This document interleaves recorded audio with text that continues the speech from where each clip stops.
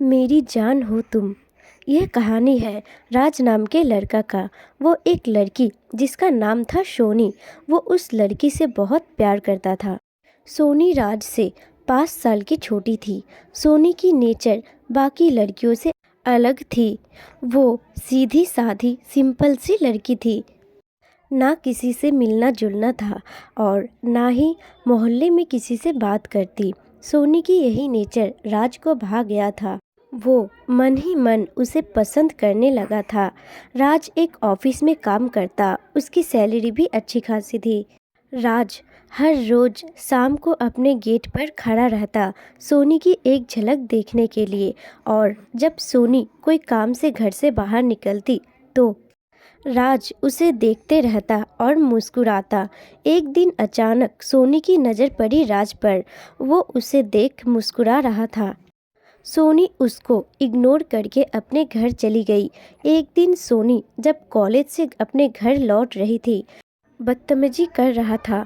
उस टाइम राज खाना खाने के लिए अपने घर लौट ही रहा था।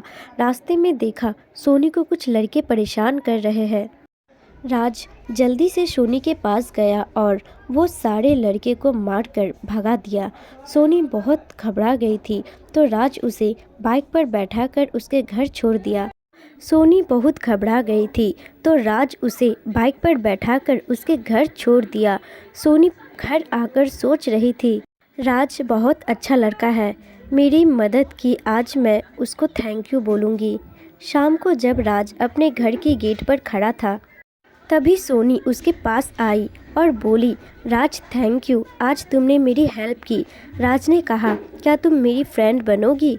सोनी हाथ मिलाकर फ्रेंडशिप कर लेती है। फिर दोनों हर शाम को जाते घूमने, जाते एक दूसरे के साथ वक्त बिताते। देखते ही देखते सोनी को राज से प्यार हो गया। फिर दोनों शादी करने का फैसला किया। राज और सोनी के घर वाले भी शादी के लिए मान गए। राज को ये सब एक सपना जैसा लग रहा था। उसको उसका प्यार मिलने वाला था। दोनों बहुत खुश थे। देखते देखते शादी का दिन आया। तभी सोनी को एक मैसेज आया।